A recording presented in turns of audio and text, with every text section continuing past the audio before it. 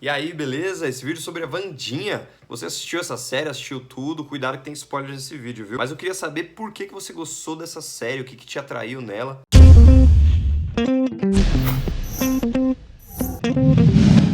Bom, eu gostei bastante da parte investigativa, eu adoro isso. Esse lance de Scooby-Doo, de ficar tentando descobrir quem que é o monstro, quem é o vilão, juntando peça, resolvendo enigmas, isso é fantástico. E a personalidade da Wandinha, gente, é muito carismática.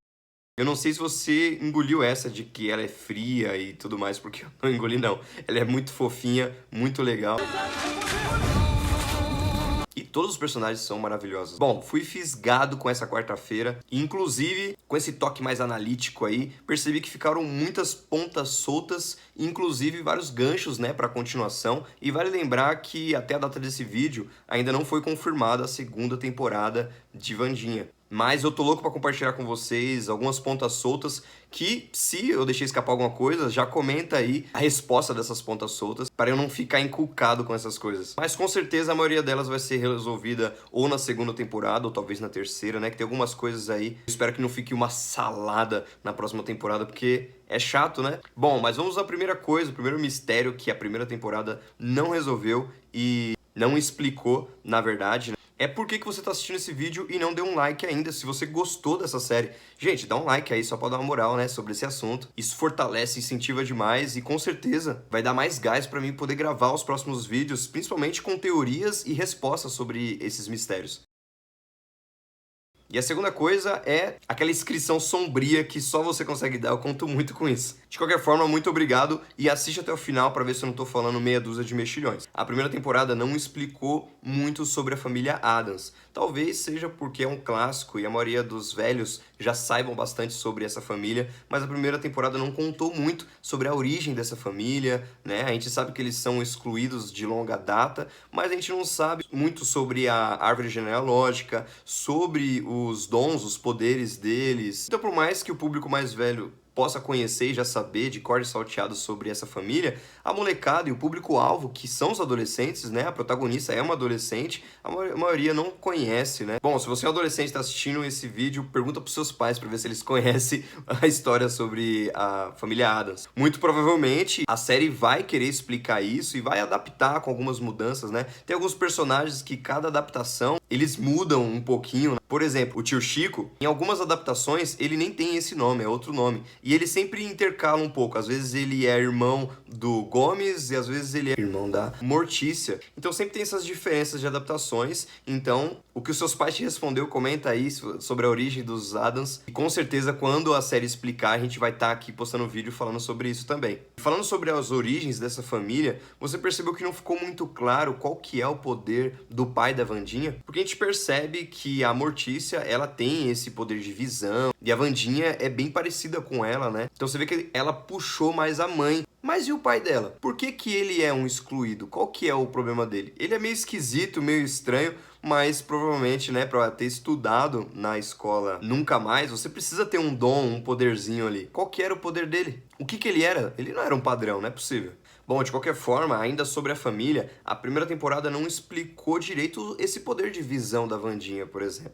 Tem um trecho ali que ela fala um pouquinho, a mãe dela fala sobre ela ser um corvo, né? Mas não explica claramente o que é, como funciona, como controlar isso daí. Bom, isso foi uma ponta solta que a primeira temporada deixou com certeza de propósito, né? Para que a gente possa ver o desenvolvimento disso mais pra frente. E por falar em família, a gente percebe que a família da Bianca Barclay não é lá das melhores famílias, né? E tem todo um dilema, participa de uma seita ali, em que ela fica pressionada a participar, e essa ponta ficou solta, né? Porque a escola meio que entrou em recesso e a gente fica meio sem saber o desfecho dela com a mãe dela. Bem provavelmente ela teve que ceder, teve que ir, né? Pra seguir a promessa dela, mas isso não foi resolvido, né? Não foi solucionado e nem tido um ponto final na primeira temporada. Então é um gancho que fica aí pra continuação, que a gente fica aqui teorizando como é que vai ser, o que vai acontecer, como que, né? Outra família que também deixou várias pontas soltas é a família do Tyler. A gente entende por que o pai dele, o xerife, ficava bastante receoso e não queria falar da mãe dele, porque no final das contas a mãe dele era um Rider também, era um monstro, né? Então a gente não sabe o que aconteceu com ela. A gente não sabe se ela foi banida, né, junto com os outros Riders que foram banidos da escola, porque a primeira temporada nos explica isso, que eles foram banidos porque eles eram muito instáveis e tudo mais. Só que a gente não sabe sobre a mãe do Tyler, se ela foi banida também ou se ela foi morta e por isso o pai dele não quer falar muito sobre esse assunto. Talvez ele mesmo tenha tido que matar ela, né? Daria ainda mais profundidade a isso. Você vê que as famílias são bem complicadas nesse universo. E fica a dúvida também se o Tyler gostava da Wandinha de verdade, né? Porque no começo ali a gente percebe que ele começa a pegar gosto por ela, né? Talvez seja que nem o amigo dele, o filho do prefeito, que começou ali querendo sacanear, mas aí foi meio que gostando da Lobinha, amiga da Wandinha. Lembra que ele fez isso só pra sacanear ali no baile deles? E deu tinta em cima de todo mundo? Bom, talvez o Tyler tenha se aproximado da Wandinha pra sacanear, amando, né, da vilã da história, e pode ter pego gosto por ela. Se bem que no momento que ele pergunta pra ela qual é a sensação de perder, ele ficou bem vilão, não parecia que ele gostava dela, não. Mas confesso que eu tava gostando bastante dele, tava torcendo bastante por ele. Inclusive, na noite que ele leva ela pra cripta, foi muito fofinho, foi muito da hora. Até comentei, eu falei, uau, esse cara tá investindo legal, ele merece ser o par da Wandinha. Bom, de qualquer forma, isso é só teoria, né? É só nossa opinião. Mas a primeira temporada não deixou claro se ele gostava dela de verdade ou se foi só golpe, né? E por falar em crush, uma outra ponta solta é sobre o Xavier. Meu, eu fiquei com dúvida com esse cara sobre duas coisas. E a primeira coisa é por que esse cara tinha umas reuniões secretas com a psicóloga lá, gente. Se ele não era o Hyde, se a psicóloga não era a mestra dele, por que os dois tinham esses encontros secretos, né? O que acontecia nessa conversa? Pra só um furo de roteiro, pra tentar fazer a gente desviar o olhar e esquecer os verdadeiros vilões? Bom, eu fiquei meio pé atrás nessa parte e ficou bem aberto. Na verdade, ficou uma ponta solta bem forte sobre isso. Espero que a próxima temporada responda isso pra gente, porque eu fiquei bem curioso, até porque a psicóloga morreu, né? E fica bem difícil a gente teorizar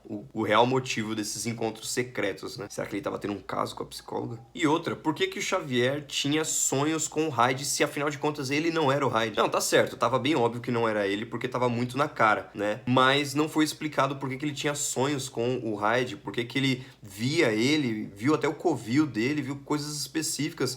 Qual é a conexão do Xavier com o Hyde ou talvez com o Tyler? Eu quero saber disso. Bom, talvez nem ele mesmo saiba disso e talvez seja esse o motivo dele ter encontros secretos com a psicóloga, né, para poder falar mais sobre esse assunto de forma mais protegida, sei lá. Bom, de qualquer forma, a vilã da história, a gente também não fica sabendo o que aconteceu com ela, que ela foi derrotada por abelhas e levou uma botada na cara da Wandinha, a gente já sabe, mas a gente não sabe se ela foi presa, se ela foi morta, se ela fugiu. E confia em mim, sempre quando o vilão fica em aberto, ele sempre volta.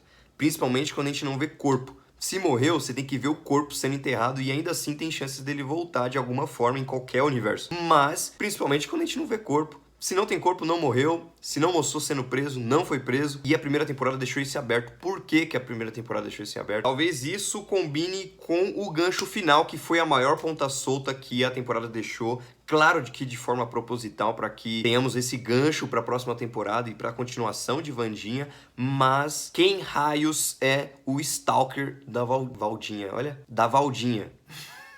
Esse gancho deixou a gente com uma pulga atrás da orelha porque ele não tem uma resposta específica. Até porque fica óbvio demais também que é o Xavier. Porque aquele celular, ele que deu e deixou só o número dele salvo. Quem mais teria aquele número? Quem mais poderia mandar mensagem pra ela com fotos dela e um emoji meio que ameaçando matar ela? Bom, quando eu vi, não achei que seria um stalker, mas ela chamou assim de stalker. Pode ser que isso seja só uma maneira fofinha de falar com ela, já que ela gosta dessas coisas de morte, terror e tudo mais. Talvez seja respondido até no primeiro episódio da próxima temporada como só uma trollagem só. De qualquer forma, isso ficou em aberto, porque pode ser qualquer um. Até mesmo a vilã da história. Mas será que eles vão reciclar o mesmo vilão para a próxima temporada? Seria legal se eles trouxessem mais vilões, e mais histórias, e mais dilemas, e mais personagens. Inclusive, a resposta dessas pontas soltas que nós falamos aqui nesse vídeo. E uma coisa que eu gostaria de ver também é o seu like e a sua inscrição. Já falei e vou falar de novo. Obrigado por ter assistido esse vídeo até aqui. E bora deixar aí nos comentários teorias também, respostas dessas coisas que eu falei. E aí, será que foi só meia dúzia de mexilhões? De qualquer forma, falou!